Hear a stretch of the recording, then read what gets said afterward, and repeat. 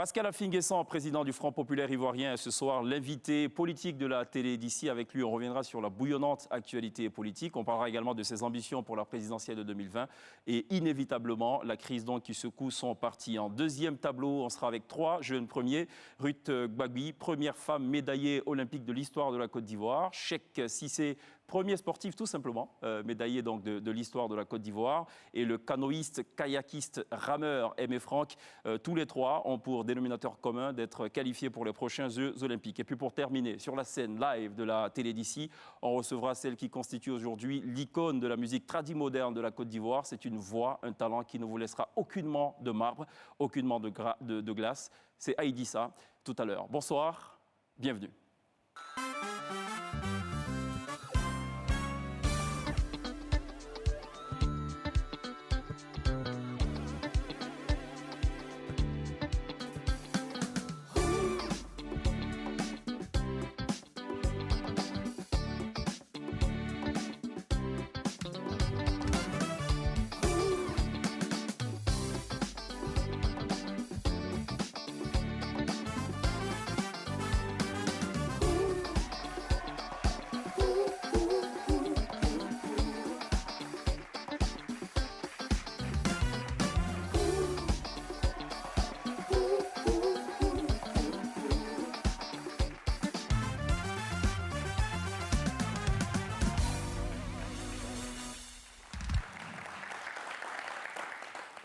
Bonsoir, bienvenue dans la télé d'ici, votre talk show quotidien du lundi au vendredi de 18h45 à 19h45 sur la nouvelle chaîne ivoirienne pour télévivre ou téléviver la Côte d'Ivoire dans toute sa diversité, politique, société, économie, culture, TIC, enfin bref, tout ce qui compte passera forcément par la télé d'ici. Pascal Affi-N'Guessan, bonsoir. Bonsoir. Merci surtout de la spontanéité avec laquelle vous avez répondu favorablement à cette invitation. Et on sera ensemble pour un peu plus d'une vingtaine de minutes pour décrypter l'actualité politique. Mais je vous remercie de ma part aussi de m'avoir invité au lancement de votre chaîne. C'est un honneur parce qu'il y a beaucoup d'hommes politiques sur la place. C'est tellement que vous considérez que Pascal Affi-N'Guessan est l'avenir de la Côte d'Ivoire et qu'il faut commencer bien les choses avec lui. Je vous en remercie. On le saura. On le saura tout à l'heure. Comme tous les soirs, Princesse, ça va, Princesse? Oui, look, check. D'accord. Chaque soir, son look, visiblement. Oui, j'essaye tous les jours. On essaiera de percer ce mystère et surtout connaître le secret, justement, de cette faculté, cette agilité que vous avez dans le style. Bonsoir, Pierre. Bonsoir, Cheikh. On est avec Pascal Affi-N'Guessan. On sera également avec nos trois sportifs émérites. Et évidemment, on fera le tour de tout ceci ensemble. Pascal Affi-N'Guessan, vous êtes candidat ou pas à la prochaine présidentielle? Mais je suis candidat à la candidature. Je l'ai déjà dit à certains de vos confrères. Ouais. Mais la décision appartient au congrès du parti. D'accord. Donc, personnellement, vous êtes candidat. C'est ça. Qu'est-ce que vous proposez, en fait, aux Ivoiriens? Je propose la renaissance de la Côte d'Ivoire. Vous connaissez le changement dans la renaissance. Comme tous les politiciens du monde entier. Pas forcément, parce que ceux qui sont au pouvoir n'ont apporté aucun changement. Le pays est toujours divisé, les Ivoiriens souffrent. Ouais. Il faut changer ce ordre des choses. Et pour vous, vous pensez que 8% de croissance en moyenne depuis 10 ans, c'est... Oui, mais la croissance, comme les uns et les autres le disent, c'est des chiffres. La croissance économique, mais la croissance de la pauvreté. Oui, mais il y a peut-être une nuance à entre la travers croissance et le l'école, développement. la santé, les grèves, ce sont les manifestations de cette croissance. C'est-à-dire que ce n'est pas de celle-là que les Ivoiriens veulent. Ils veulent le bien-être, ils veulent la paix, ils veulent le progrès économique et social. Le développement. C'est ça. Pour accéder au développement, il faut plusieurs croissances. Mais bien sûr, mais il faut la bonne croissance. Il faut la bonne croissance. Vous pensez qu'elle est mauvaise, cette croissance? Non, elle est mauvaise dans la mesure où, par exemple, ceux qui sont dans le commerce, dans l'artisanat, les paysans, c'est là que se trouvent les Ivoiriens. Or là, il n'y a pas de croissance. D'accord. Alors, pour remporter les élections, il faut évidemment des électeurs. À la dernière présidentielle, vous avez obtenu 9% des voix. C'est ça. Pourquoi vous pensez que ça a évolué, ce chiffre? D'abord parce que je venais juste de sortir de prison. Je n'étais pas encore très présent sur le terrain. Le parti était désorganisé. Les Ivoiriens étaient traumatisés. Ils n'avaient pas envie d'aller aux élections. Or, les choses ont évolué depuis cette date. La position que j'ai défendue en 2014 est mieux comprise. Oui. Les Ivoiriens sont de plus en plus engagés dans le processus politique. Et puis, je pense que l'unité du parti va se faire d'ici l'élection présidentielle de 2020. Alors, vous parlez d'unité. Pour remporter une élection, il faut certes des électeurs, il faut surtout des alliances. Vous n'en avez plus, ou presque pas. comment vous comptez faire? Non, mais l'alliance se fera dans tous les cas, parce que le paysage politique en Côte d'Ivoire est tel qu'aucun parti ne peut se passer des autres. On l'a vu en 2010. Et vous allez ça va se passer aussi en 2020. Et ça sera avec qui, l'alliance? Mais ce sera avec celui qui acceptera, puisqu'il sera au deuxième tour, celui qui acceptera donc de soutenir mon programme. D'accord. Et donc j'irai vers le parti ou le candidat qui aura été éliminé au premier tour. Si c'est le candidat du PDCI, nous verrons avec lui comment construire la victoire au deuxième tour. Si c'est le candidat du RDR, on le verra aussi. S'ils sont prêts à aller dans le sens de la réconciliation, de la bonne gouvernance. Vous n'êtes pas du tout fermé? Non, on n'est pas fermé. À quelque alliance que ce soit? Bien sûr, parce que ce sont les Ivoiriens qui nous imposent ces conditions-là. Il faut tenir compte de leur désiderata, de leur volonté. Ce n'est pas nous qui avons fracturé le paysage politique en trois. Ce sont les Ivoiriens. Certains sont au RDR, d'autres au PDCI, d'autres au FPI. Or, il faut faire la Côte d'Ivoire avec tous ceux qui souhaitent le faire. Donc, il faut être ouvert à tous les courants politiques. C'est intéressant ce que vous dites, vous parlez de fracture. Le paysage politique est fracturé en trois, le PDCI est fracturé en deux. D'un côté, Pascal Affi-N'Guessan, président légalement en tout cas reconnu du FPI. Et de l'autre côté, la tendance qu'on pourrait appeler donc la tendance Asso-Adou. Je préfère parler de tendance, puisque de plus en plus... Le RHDP aussi est fracturé en deux. D'accord, on va peut-être y revenqu'y Puisqu'il y a d'un côté M. Soro-Guillaume, de l'autre côté M. Bédier, et enfin M. Alassane Ouattara, qui est président du RHDP. Alors, donc, restons toujours sur le FPI, on va peut-être revenir évidemment au RHDP. Laurent Gbagbo n'a pas accepté de vous recevoir en mars dernier, une situation, une posture que vous avez d'ailleurs trouvée insultante. Est-ce que vous comptez vous en sortir en dehors de Gbagbo, qui est un peu considéré comme celui qu'on pourrait appeler le fétiche du FPI? Il ne s'agit pas de que Affi-N'Guessan s'en sorte. Il s'agit que le Front populaire ivoirien revienne au pouvoir. Oui, mais il faut être réaliste. Il y a quand même deux têtes. C'est bicéphale. Mais je pense qu'aujourd'hui, les choses ont évolué. Il y a un rapprochement, les discours ont changé. Avec qui? Mais à l'intérieur, puisque, comme vous le constatez, personne jusqu'à présent n'a quitté le Front populaire ivoirien. Donc il s'agit d'une querelle interne. Or, cette querelle a évolué. Le dit ouvertement, vous n'êtes même pas dans ses plans. Laurent Gbagbo, visiblement, qui n'a pas dit mot. Il n'a jamais dit. Il a dit que nous aurons un candidat en 2020, que le FPI aura un candidat en 2020. Or, le FPI aujourd'hui, c'est Affi-N'Guessan, président du FPI. Alors, donc ça veut dire il que pas de cette oreille, tendance, ça c'est clair. Oui, mais vous verrez dans les jours à venir, dans les semaines à venir, avec l'évolution actuelle des choses, nous avons besoin les uns des autres. Je ne vois pas comment le FPI d'Asso-Adou, entre guillemets, peut gagner les élections sans Affi.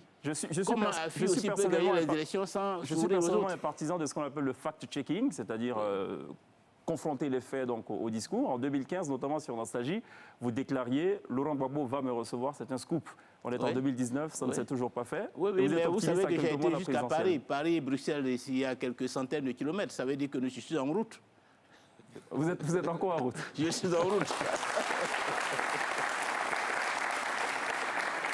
Alors, j'ai failli dire ça ne va pas avec l'époux Laurent Gbagbo, l'épouse non plus Simone, que d'ailleurs vous présentez comme une alternative possible à Laurent Gbagbo, mais qui est comme aussi... Comme une candidate potentielle. Voilà ce que j'ai dit. Ouais, ça ne va pas avec elle, finalement ça va avec personne.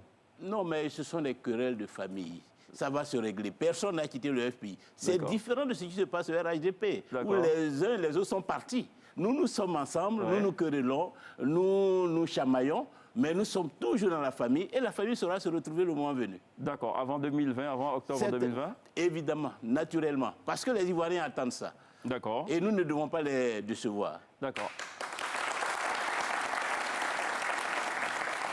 Vous avez quand même perdu, je reste toujours pour clôturer donc, sur ce sujet de la friction au sein de... Puisque vous préférez parler de querelle.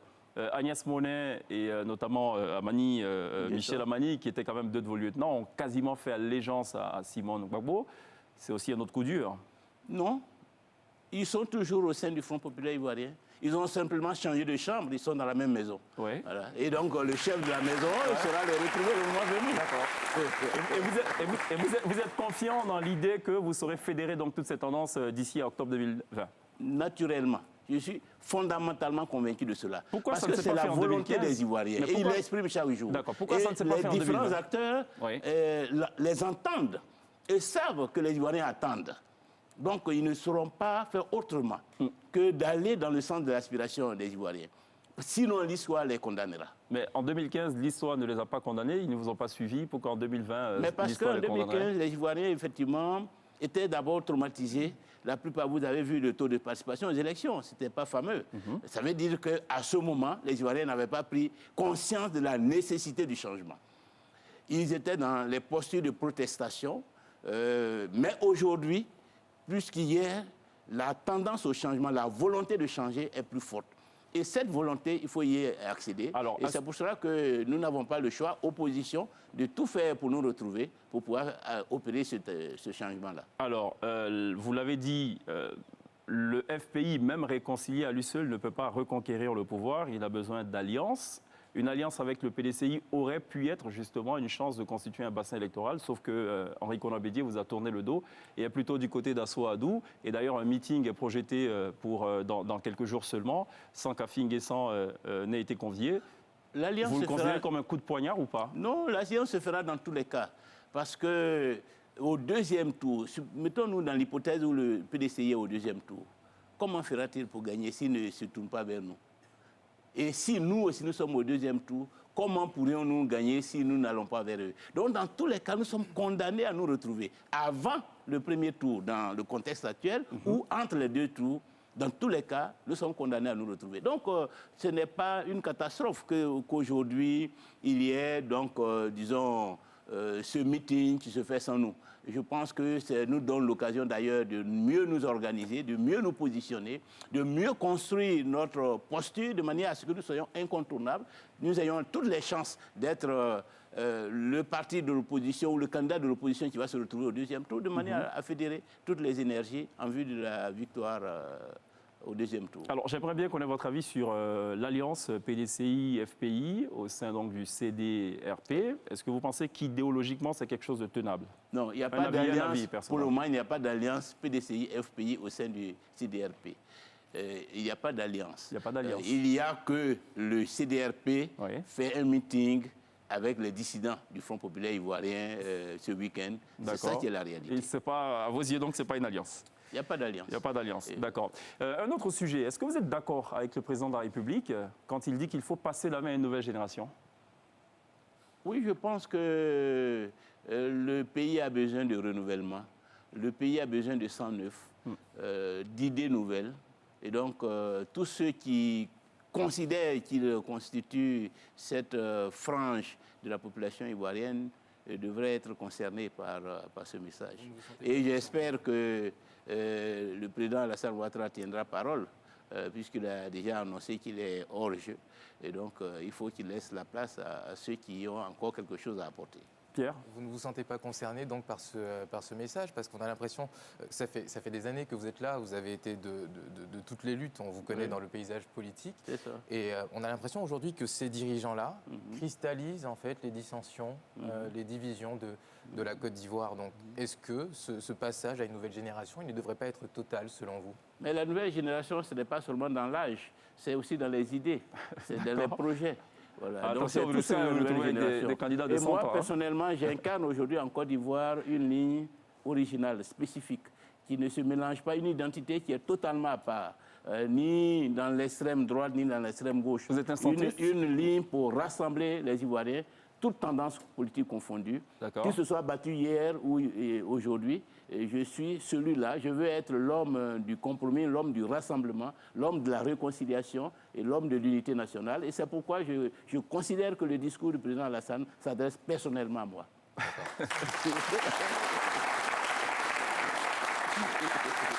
On en parle depuis des années de ce processus de réconciliation nationale. On va en parler encore pendant de longs mois jusqu'à l'élection présidentielle. Quel est le bilan aujourd'hui selon vous? Mais on n'en parlera plus quand je serai à la tête de l'État, parce que je mettrai en œuvre la réconciliation nationale et ce sera un atout fondamental pour le progrès du pays par la suite. Mais aujourd'hui, la réalité, c'est que la réconciliation est en panne. Parce qu'il n'y a pas de volonté politique. La réconciliation, c'est un projet politique, c'est une volonté politique. Cette volonté fait défaut à l'heure actuelle. C'est pourquoi nous assistons à tout ce que nous voyons. Mais demain, ce serait dans l'histoire. Est-ce que ça ne relève pas de l'utopie, cette fameuse réconciliation nationale? Non, tous les pays qui ont connu la même situation que nous sont passés par là. Il faut construire la nation ivoirienne. Une nation, ce n'est pas seulement une Fondamentalement, juxtaposition de qu'est-ce qu'il faut population. faire? Vous êtes président de la République, vous devez Les États réconcilier généraux les de la République. Je l'ai D'accord. déjà Depuis des années, depuis d'ailleurs. 2000, des années d'ailleurs. Les États généraux. généraux de la République pour permettre à tous ceux qui ont souffert de cette crise de pouvoir faire le deuil. Jusque-là, il y a beaucoup de personnes qui vivent repliées sur elles-mêmes, avec leur douleur, qui ont perdu des enfants. Certains ont disparu, ils ne savent même pas où ces enfants sont passés, qui n'ont pas eu l'occasion de faire les funérailles, de faire le deuil de ces mouvements. Donc, nous sommes un peuple qui est traumatisé, qui est crispé, qui est replié sur lui-même. Il faut libérer les gens. Il faut Vous leur répondez quoi à permettre ceux qui disent qu'il y a eu le Forum de la réconciliation nationale en 2000 et qu'en fait, cette idée d'État généraux n'est qu'un forum bis et voilà. Oui, Vous mais dites le quoi? contexte a changé. En 2000, nous n'avons pas connu la rébellion armée. Nous n'avons pas connu tous ces morts, des milliers de morts. Nous n'avons pas connu ces arrestations massives. Nous n'avons pas connu la déportation d'un chef de l'État à la CPI. Ce sont des éléments nouveaux. Et ce sont des éléments qui, plus que hier, justifient la nécessité d'un grand dialogue national pour opérer une sorte de catharsis, de manière à ce que le pays se retrouve, que la fraternité soit restaurée entre nous, que nous n'ayons plus peur les uns des autres, qu'il n'y ait plus de méfiance, que la politique se fasse sur des bases saines, équitables, que nous ne soyons plus dans les rattrapages ethniques, etc., etc., que tout ça se passe et que du nord au sud, d'est en ouest, nous nous considérons comme les fils et les filles d'un même pays. Et que, quelles que soient nos divergences politiques, nos sensibilités politiques, nous soyons d'abord les Ivoiriens, qui soient donc notre première ethnie, la Côte d'Ivoire. D'accord. Avant que Pierre ne réagisse, juste revenir sur la décision donc, du chef de l'État, enfin sa volonté de passer la main donc, à une nouvelle génération. Vous y êtes favorable, vous l'avez dit. C'est-à-dire que vous êtes opposé à une candidature de Bédié et de Gbagbo? Non, ce n'est pas moi qui décide, c'est la Constitution qui décide. Votre avis, ce n'est pas ma volonté qui compte. C'est la Constitution et la volonté des Ivoiriens qui votent. Pascal Affi-N'Guessan, intellectuel, ancien Premier ministre, avis personnel, Bédié et Gbagbo doivent-ils aller ou pas à la prochaine présidentielle? Je suis d'abord un légaliste et un démocrate. Si la Constitution leur donne la possibilité de se présenter, je ne m'opposerai pas à leur candidature. Si les Ivoiriens veulent les choisir pour diriger la Côte d'Ivoire, ce serait la volonté de la Côte d'Ivoire. Votre avis personnel? Mais c'est ça qui est mon avis personnel. Pierre? Moi, je voudrais qu'on revienne sur la gestion du cas Laurent Gbagbo à la CPI. Oh, oui. Alors, vous avez dénoncé les agissements du gouvernement. Oui. Alors, est-ce que vous pouvez nous dire aujourd'hui comment, selon vous, ce cas aurait dû être traité? Mais je l'ai toujours dit, on n'aurait jamais dû emprunter la voie de la justice internationale. Ce n'est pas du tout dans l'intérêt de la Côte d'Ivoire. Ça n'apporte rien à l'avenir de la Côte d'Ivoire, ni à la réconciliation, ni à l'unité nationale, ni au progrès économique et social du pays. Ce sont des actes de vengeance, des actes de harcèlement inutiles. Alors, nous sommes d'abord tous des frères et sœurs. Nous appartenons à la même famille. Il peut arriver que des querelles, des palabres, des affrontements aient lieu entre nous, mais nous ne devons pas franchir une certaine limite. Or là, ceux qui ont envoyé M. Laurent Gbagbo et Blé Goudé Charles à la CPI ont franchi une limite inacceptable. Et donc c'est pour cela qu'il faut tout faire pour qu'ils reviennent. Parce que c'est cela qui est important. Et ensuite, il se trouve qu'aujourd'hui, malgré tous les efforts de ceux qui les ont amenés, la justice internationale a déclaré qu'ils sont innocents. Les a acquittés. Pourquoi s'entêter? Pourquoi ne pas reconnaître ça et saisir même cette opportunité pour faire ce que nous n'avons pas fait en 2011, c'est-à-dire la réconciliation nationale. Donc voilà, il y a une opportunité avec l'acquittement du président Gbagbo et de Charles Blé Goudé de réinitialiser le processus, de favoriser leur retour et de réinitialiser le processus de réconciliation nationale. Donc il faut plutôt aller dans ce sens, plutôt que de s'entêter à vouloir gagner là où on a déjà perdu. Ceux qui ont envoyé Blé Goudé et Laurent Gbagbo à la CPI ont perdu. C'est ça qui est la réalité. Et c'est ce que l'histoire va retenir. Ils ont été acquittés. Il n'y a plus rien à faire. Ils ont gagné la bataille. Alors, il faut prendre acte. Il faut prendre acte. Il faut être bon joueur, il faut être fair play. Et puis, donner une chance à la Côte d'Ivoire de retrouver la paix, la stabilité et l'unité. Alors quand vous dites que ce dossier aurait pu être géré en interne, est-ce que vous jugez aujourd'hui que la CPI est incompétente, n'a pas lieu d'être comme juridiction? Mais la CPI, c'est pour sanctionner les peuples récalcitrants. les peuples qui refusent de faire l'unité entre eux. C'est tout. C'est-à-dire quand vous vous retrouvez devant la CPI, ça veut dire que vous avez échoué. Vous-même, en tant que peuple, vous avez échoué. Et donc la communauté internationale est là pour vous sanctionner, pour vous punir. Et pour faire en sorte que plus jamais vous n'alliez dans cette direction. Donc ne montrons pas aux uns et aux autres que nous sommes incapables de régler nos problèmes entre nous. Qu'il faut une justice internationale pour régler des différends ou même des affrontements qui peuvent avoir lieu dans notre propre pays.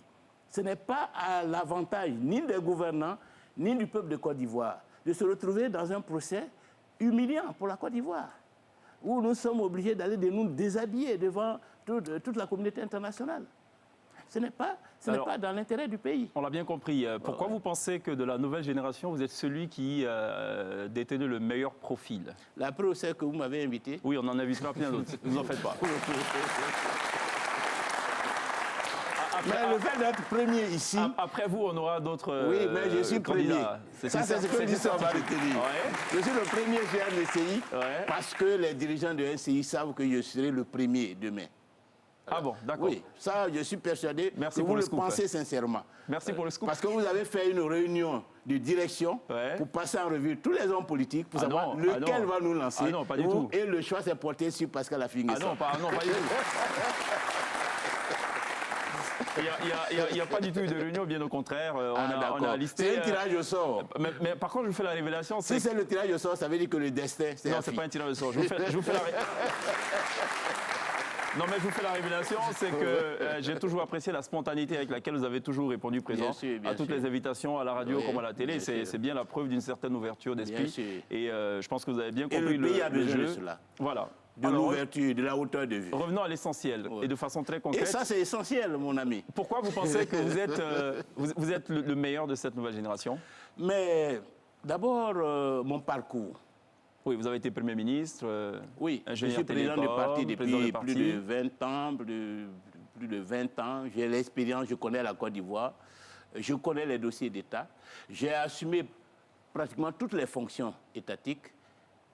Maire en 90, ministre en 2000, Premier ministre en 2000, aujourd'hui député à l'Assemblée nationale, président du conseil régional. J'en connais pas mal qui pourraient vous opposer leur bilan beaucoup plus riche. Ah oui, mais j'aimerais bien voir ce bilan-là. Sur la place du pays. Qui auront été présidents d'institutions, qui auront été à la tête du gouvernement et tout, qui pourraient vous le dire. Oui, oui, mais je suis maire. Est-ce qu'ils ont été maires aussi, président du conseil régional? C'est un plus, dans tous les cas. Président de parti depuis 2001.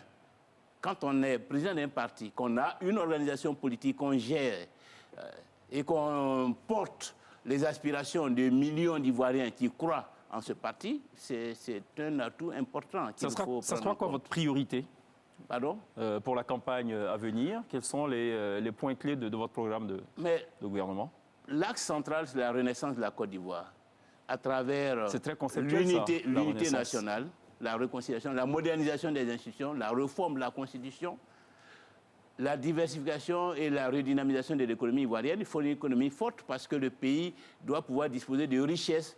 Les Ivoiriens doivent être au travail, donc la création d'emplois, faire en sorte que le secteur informel pratiquement disparaisse, et puis ensuite repositionner la Côte d'Ivoire sur l'échiquier international avec les jeunes et les femmes de ce pays. Parlant d'échiquier international, Pierre? Alors justement, quand vous allez à Bruxelles, vous ne rencontrez pas Laurent Gbagbo, mais vous allez avoir une rencontre avec M. Giacomo, le chargé de l'international Parti socialiste européen. Est-ce que c'est vrai?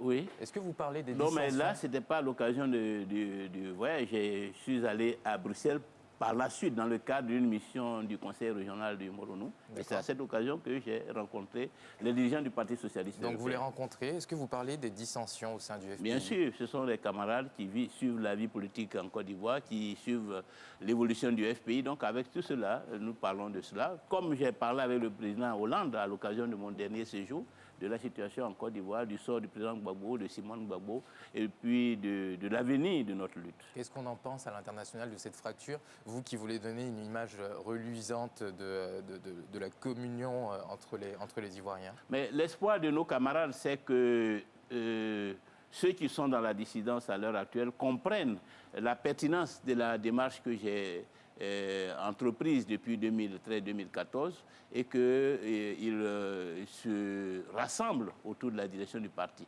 Et comme je l'ai indiqué tout à l'heure, personnellement, je suis très heureux parce qu'aujourd'hui, les discours convergent. On ne parle plus de boycott des élections, on ne parle plus de boycott de dialogue politique et de la réconciliation. Ça veut dire que nous nous rapprochons et que, logiquement, plus rien ne nous divise. Sinon, peut-être les meurtrissures liées à cette querelle de 6 ans. Mais je suis persuadé que ces meurtrissures-là vont s'apaiser et que nous allons nous retrouver très prochainement pour nous rassembler autour du meilleur d'entre nous pour l'élection présidentielle de 2020. Donc, à l'international, c'est vous qui avez le soutien Mais des grands courants politiques socialistes. Bien sûr, le Parti socialiste fait un congrès, c'est nous qui sommes invités. L'international est dans la légalité.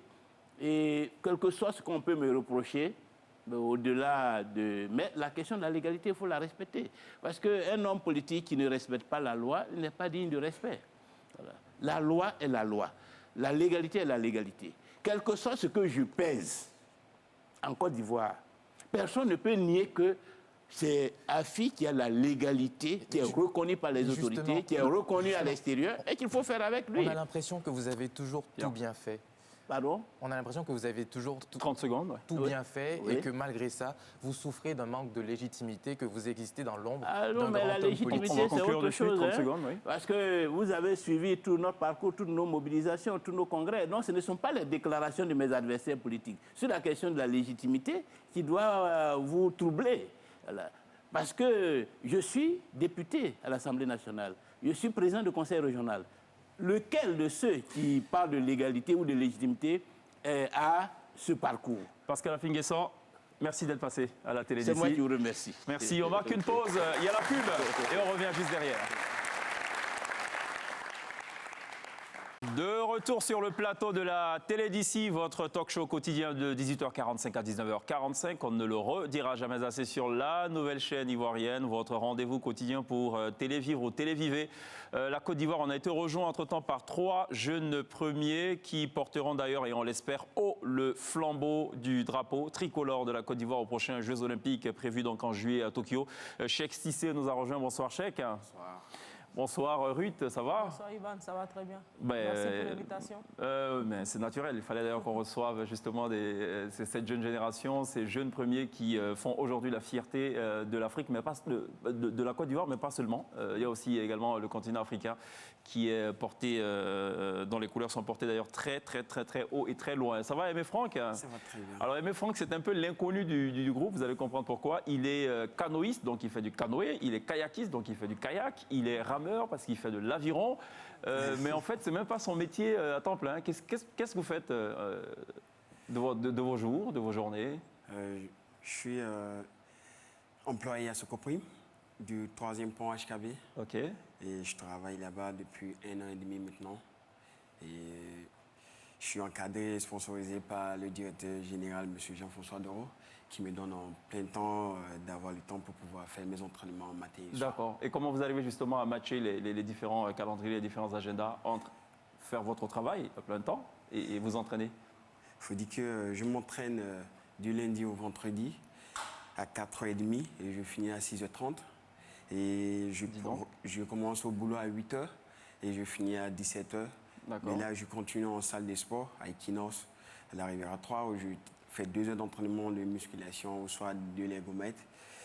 Après, je rentre à la maison, me reposer pour le lendemain. D'accord. Vous êtes demi-finaliste des championnats du monde des moins de 23 ans cette année. Vous avez occupé en aviron et vous avez occupé la 4e place des qualifications des JO 2019, canoë, kayak et aviron. C'est ce qui vous vaut justement d'être sur ce plateau, mais surtout parce que vous allez représenter les couleurs de la Côte d'Ivoire. Est-ce qu'il y a une fédération d'aviron en Côte d'Ivoire? Je ne sais pas. Oui, je suis de la fédération ivoirienne des pirogues, des canoës, kayak, d'aviron. D'accord. Les 2 fédérations sont ensemble. Mais l'aviron est un sport qui est particulièrement une fédération à part. Mais vu les moyens, donc, on ne peut pas disperser les 2 fédérations. D'accord. On fait une fédération complète. D'accord, fusion complète. Alors, à côté, on a 2 taekwondoïstes. Je me suis toujours gouré sur la bonne prononciation. C'est taekwondo in ou taekwondo ist? C'est c'est taekwondo. Consultez-vous, allez-y, on a tout notre temps, on revient. C'est taekwondoïste. Généralement, ici, on dit taekwondo. Voilà, donc c'est en réalité, c'est taekwondoïste, d'accord. Ça va, Cheikh? Ça va super bien. D'accord, alors ça se prépare comment, ces JO? Ouais, Ou c'est encore trop loin, on a le temps de paresser un peu? Après les Jeux de Rio, voilà, on avait un autre objectif, c'était se qualifier directement. Parce qu'au taekwondo, on a la possibilité de se qualifier directement. Directement, c'est dans le ranking mondial. Les 6 meilleurs sont qualifiés directement. Comment? Non, il n'y a pas de minimum. Non, il y a les 6 meilleurs de chaque catégorie sont qualifiés directement. Et quand tu n'as pas la possibilité de te qualifier dans le ranking mondial, tu peux te qualifier dans ton continent. Genre, il y a une compétition qui se passe dans chaque continent. D'accord. Et nous, notre objectif, c'était de se qualifier directement. Et voilà, tu as le temps de respirer, tu as le temps de te préparer. Ouais. Objectif atteint. Voilà, donc l'objectif est atteint. Qui a salué d'ailleurs. Merci beaucoup.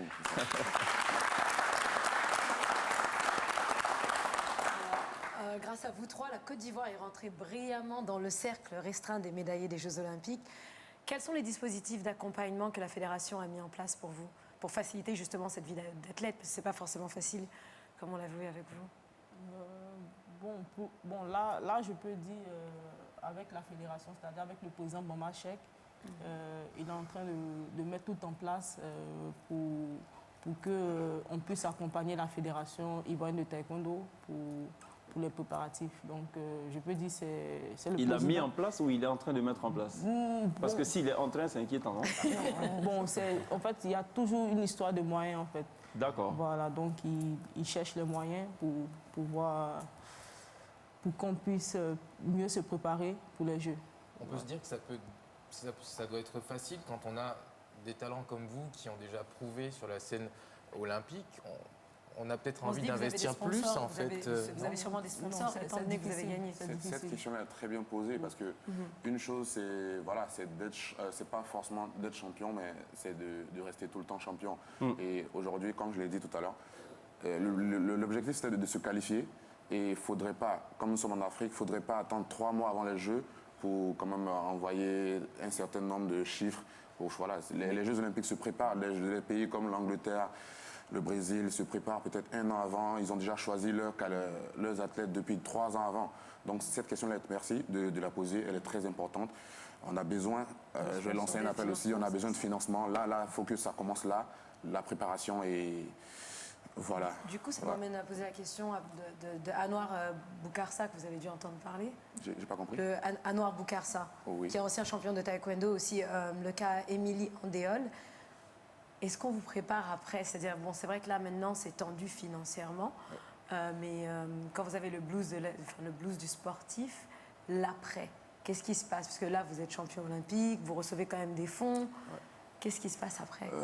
Voilà, il faut dire que nous sommes élèves à l'INGS, étudiants à l'INGS, à l'Institut national de la jeunesse et des sports. Et voilà, on est entré il y a 4 ans. Et nos amis avec qui nous sommes entrés, ils vont à l'école, ils sont à leur 3e année, ils sortent bientôt. Nous, par contre, voilà, on a commencé les cours. On a commencé les cours, mais vu qu'on est tout le temps en compétition, tout et tout, c'est difficile de faire les cours. Vous n'avez pas sport-études, voilà. De sport-études. Et donc, voilà, le ministère des Sports a décidé de nous introduire dans le corps de la fonction publique. Et voilà, quand on finit le sport, on va continuer, on va essayer de se rattraper et faire les cours. Mais avec le directeur de l'INGS, et voilà, je pense que c'est comme ça va se passer. Vous avez tout récemment reçu une bourse pour aller en Espagne. N'y a-t-il pas d'infrastructure en Côte d'Ivoire pour vous entraîner? Il faut dire que... Tu veux répondre? Non, vas-y. Il faut dire que... On peut... Ne vous battez pas. Vous êtes tous les deux. Nous avons été... Ne comptez pas sur elle pour séparer c'est clair. Nous avons été champions olympiques, champions du monde en Côte d'Ivoire. Si il y avait un endroit, si on me posait la question, l'endroit où j'étais prêt à m'entraîner toute ma vie, c'était en Côte d'Ivoire avec les entraîneurs ivoiriens, Maître Tadjou, Maître Chérif, tout et tout. Mais après les Jeux, c'était un peu difficile pour nous de rester en Côte d'Ivoire et se concentrer. Vous voyez, parce que... c'est pas une question d'infrastructure, c'est une question d'isolement. vous avez besoin de vous concentrer. Voilà. D'accord. On dit que tu es très concentré, d'ailleurs, c'est l'une de tes capacités. Dès que tu sais, on dit que tu es très, très, très discipliné et concentré. C'est ça, c'est ça. C'est le plus important au sport. Tu ne peux pas faire du sport et voilà, être dispersé, c'est ça. Aujourd'hui, en Espagne, on s'entraîne du lundi au vendredi, 2 fois par jour. En Côte d'Ivoire, je vais être là. Par exemple, j'ai été invité aujourd'hui au plateau de télé, mais normalement j'ai entraînement là. Vous voyez, donc là, j'allais être obligé de laisser l'entraînement et venir sur le plateau de télé. Donc voilà la raison pour laquelle nous sommes partis. Alors, voilà. Aimé Franck, vous n'êtes pas télécanoïste, je rappelle donc aux téléspectateurs, il est canoïste, kayakiste, rameur. Ça naît comment, finalement, dans un pays qui, traditionnellement, n'est pas familier avec cette discipline ou cette discipline? Il faut dire que c'est tout d'abord difficile parce que nous sommes une fédération très ancienne et particulièrement, nous ne sommes pas beaucoup très connus et nous avons beaucoup de mal à faire beaucoup de compétitions internationales. D'accord. Pour ma qualification, j'ai eu le soutien des sponsors qui sont un peu privés, du vice-président de la BAD, qui est M. Tim Turner, et le directeur général de l'ASEC qui m'a donné un centre, un emplacement où je puisse pouvoir prendre mon bateau le matin et m'entraîner parce que depuis lors des Jeux de la vous entraînez où? À Solbeni. D'accord. À la SEC. Il y a de l'eau à Solbeni? Ah oui. Ah bon? D'accord. Vous avez rapidement. votre fédération a été nommée la première des fédérations parmi 75 que compte la Côte d'Ivoire. Qu'est-ce qui la différencie justement de la fédération de l'aviron?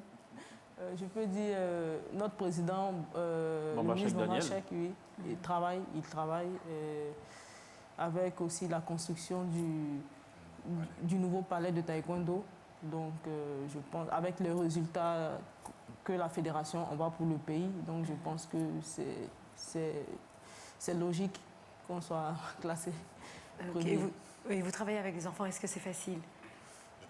J'ai vu que vous travaillez avec les enfants, vous les mettez en condition, vous avez quelques petites des activités. Vous préparez les futures routes et chèques. Depuis maintenant 5 mois, parce que après les Jeux, j'ai reçu plein de messages des enfants qui voulaient s'entraîner avec moi. Donc voilà, c'était un peu difficile vu qu'on devait chercher la qualification directe.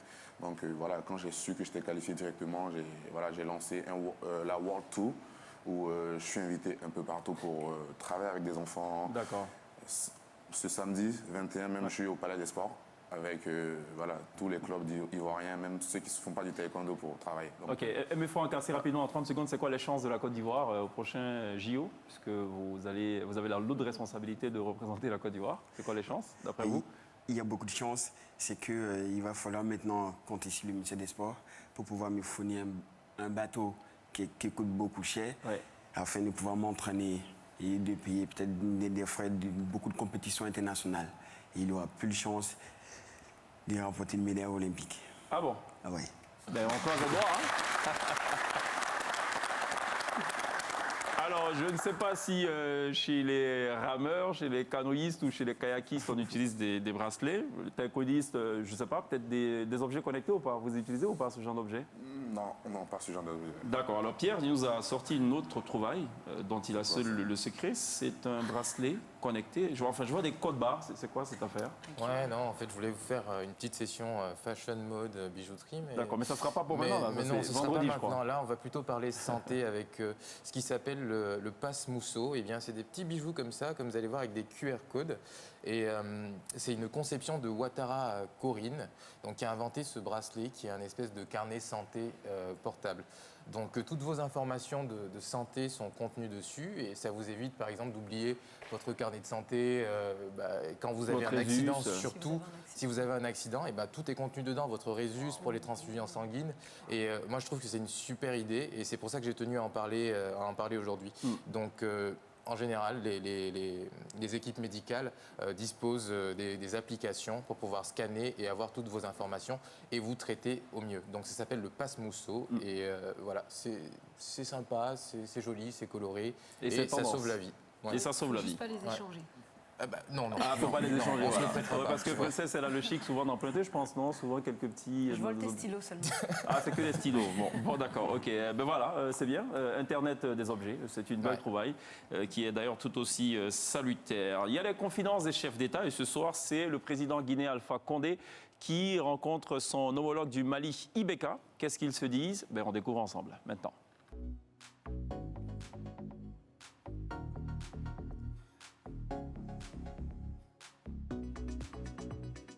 Ouais, bravo. نعم Ça va, وغيره bah, des jours là, la politique malienne a un gros souci apparemment. J'ai tenté de te joindre hier à 3 reprises en vain. دابا أعوذ بالله من الشيطان الرجيم بسم الله الرحمن الرحيم ثم الصلاة والسلام على رسول الله ألف غندي Oui. voilà je ne comprends pas. Je reste assis à la maison, Oui. j'entends des bruits, en train de crier, en train de faire quelque chose. J'ai cru que c'était Donald Trump qui venait au Mali, à Bamako. Là, c'est Salif Keïta. À propos, Salif Keïta, vraiment, on a tous suivi quand même son intervention et toute la Guinée a ovationné. Voici un fils digne d'Afrique. Subhanallah. Il a eu le courage de dire Subhanallah. Subhanallah. Il faut retirer ce qu'il vient de dire. Mais Salif Keïta, il a déronné. non, j'ai dit que quand même c'est un digne fils du Mali. C'est pas un...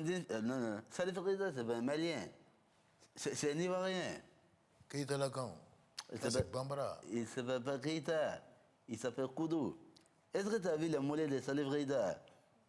C'est pas un Malien. Il ose traiter le grand frère Macron d'un avant. Est-ce que ça, c'est normal? Vraiment, il faut avoir quand même un peu de dignité. Le Mali, là, c'est pas une sous-préfecture française. La ilaha illallah. Et Ougandais, Oui. Dadis Camara, il a tenu les mêmes propos. Que la Guinée n'est pas une sous-préfecture de la Guinée. Aujourd'hui, il est où? Tu veux que je raffine à avoir 2000 dans la poussière? Je suis vraiment désolé. J'ai cru que tu cassais de mon frère. Mais ça, c'est pas comme ça. On peut voir Satan. Ah, je sais qu'il est en haut. C'est le président, lui, il s'est pas mouillé. Non, démissionne-nous. Tu me donnes au gars comment bien. Il faut pas arrêter ça. Mais on va se reparler, Inch'Allah.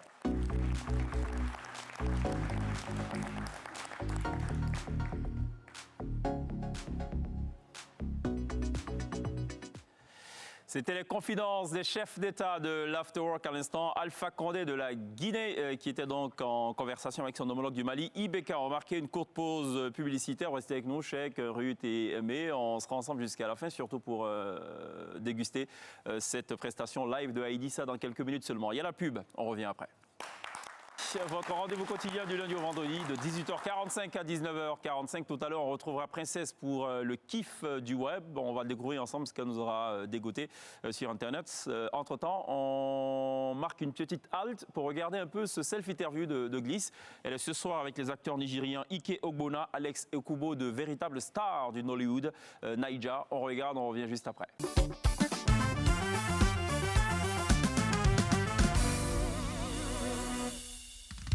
Hello. Darling, how are you? Fine, thanks. What about you? I'm good. Enjoying Abidjan. So, what do you like particularly in Abidjan? Well, I would have said the woman, but I'm married, so food is awesome. The people are amazing, and the culture is, similar to our culture. It's beautiful.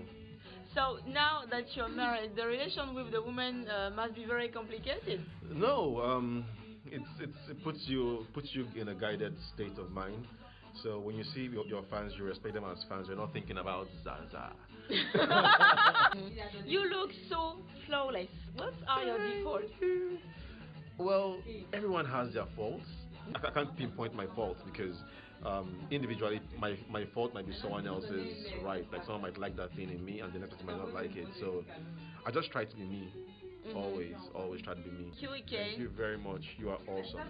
Oh, thank you very much. Can you say to Je suis enjaillée d'être là. Je suis enjaillée d'être là. Je suis désolé. Je suis enjaillée d'être là. Je suis enjaillée d'être là. I got it right? I got it. Your love is my love, and my love is your love. Hey Alex, Hi, darling. how are you? I'm good. I'm good. Yeah, okay, welcome in Abidjan. Thank you. Thank you so much. The first question that girls want to ask you is it really Johnny as in the clip, or is he a serious guy? No, I'm a serious person. Johnny was just the music video that we did. I'm a serious person, you see. I like girls, and girls like me too. But I'm a child of God. I put God first. Yeah. But why do you leave this popularity with the fairer sex? Because they like me. Why? And what's not to like? Look at me. Yeah. Are you single? Oh no, she didn't. No, sadly, I have a girlfriend. Who is your girlfriend? Jesus Christ! Who are you now? She's very private, so we're keeping it on the low. Okay, say something to the Ivorian girl. Hey baby, I miss you guys so much. You already know, Daddy A is in the building. I love you guys so much, and thank you guys for the support. And this is a kiss from me to you, Bijou. Sing something. I love you, you love me. We are one big family with a great big hug and a kiss from me to you. Mwah. Won't you say you love me too? Hey! Thank you so much. You're amazing, by the way. Thank you. You're a sweetheart. Amazing, yeah. God bless you guys. Alors, évidemment, la leçon à retenir de tout ceci, il ne faut jamais poser la question à un people, enfin, ne jamais demander le nom de la copine d'un people. Ce sera très compliqué d'y répondre. Je serais tenté de poser la question à Cheikh, mais non. Ça va, je vais lui épargner cela. Alors, c'est quoi le kiff ce soir, princesse? Tu sais, j'en ai marre. Chaque fois, tu te plains de moi. Sandra, oui, il faut te décoincer. L'autre là-bas, oui, j'aime pas ton make-up. Gna gna gna gna. Vous savez quoi? J'ai un message pour vous. Je m'en fous, je m'en moque, je m'emballe. Ça m'est égal. Ami, je suis désolé. Je suis un peu largué là, c'est le refrain de la chanson, c'est ça? C'était le ras-le-bol de C'était Princesse. mon ras-le-bol, mais c'était pas. Ah, d'accord. Bon, je sais pas, il y a quoi de kiffant dans cette affaire, mais bon. Non, mais j'ai ok. kiffé te le dire en face, au moins, ça mérite d'être dit. C'est le kiff du jour, d'accord. Vous écoutez quoi comme musique? Afrobeat, de l'afrobeat. Ouais. Moi, j'aime plus Zouglou, mais Ouais. j'écoute beaucoup John Yalé et DJ Arafat. John Yalé a retrouvé d'ailleurs dans un des prochains numéros de Nostalgie Fun Outdoor diffusé sur NCI tous les samedis en access, donc en début de soirée. Vous écoutez quoi comme musique? Tout? Tout, d'accord. Ok, bon. On marque une pause, il y a la pub. On revient juste derrière pour la suite de la télé d'ici sur NCI. Retour sur le plateau de la télé d'ici, votre rendez-vous quotidien sur la nouvelle chaîne ivoirienne, la première chaîne de télévision privée de Côte d'Ivoire. Ce sera tout, en tout cas pour la partie talk, la partie speech de cette émission. Juste vous rappeler que tout à l'heure, à partir de 19h50, vous pourrez donc voir le journal de Ali Garasouba dans NCI News. S'en suivra la météo de Maïmouna et puis NCI reportage consacré ce soir à la mode ivoirienne. Est-ce un métier qui paie ou pas? La réponse tout à l'heure. Après donc la météo de Maïmouna et puis deux longs métrages à suivre coup sur coup, One Room et ce cru de Henri Duparc, rue Princesse, que nous reverrons évidemment avec énormément de plaisir. Merci Pierre, merci Princesse. Cheikh, merci d'être passé. Plaisir. Merci à Ruth, merci à Aimé. On vous souhaite le meilleur en tout cas pour les Jeux Olympiques en juillet à Tokyo. On a foi, voilà. Et il n'y a aucune raison d'ailleurs que vous nous déceviez. On croise les doigts pour que tout se passe bien. Pour terminer d'ailleurs. Vos prières du soutien de la nation. Voilà. Je sais on met tout dans la main de Dieu. Voilà, tout ira bien dans le meilleur des mondes. En tout cas, c'est tout le mal qu'on vous souhaite. On vous laisse en compagnie d'une artiste révélée il y a maintenant 4 ans par la radio Nostalgie. C'est aujourd'hui l'icône de la musique tradie moderne ivoirienne dans la droite lignée des Jeanne Animel, des Antoinette Conan, des Reine Pélagie. Ce soir, on est très heureux de recevoir maintenant sur la scène de la télé d'ici Aïdissa. Bonsoir, excellente soirée à toutes et à tous.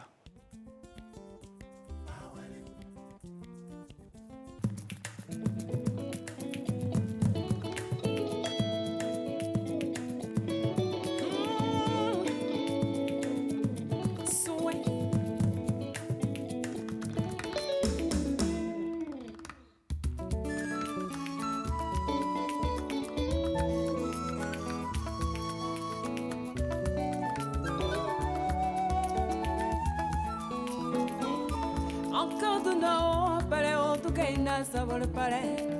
Wawa pare o tu que na sabor pare. Encore no pare o tu que na sabor pare. Wawa pare o tu que na sabor pare. Ano kurse be yo, no kursa. Ano kurse be yo, no kursa. Ano kursa. Ano kursa.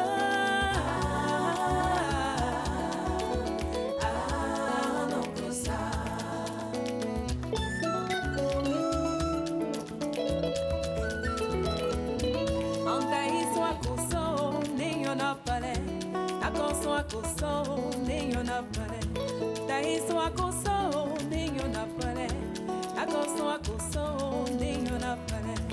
Ano cruza beyo, ano cruza sa, ano cruza beyo, ano cruza sa. Ano cruza, ano cruza, ano cruza.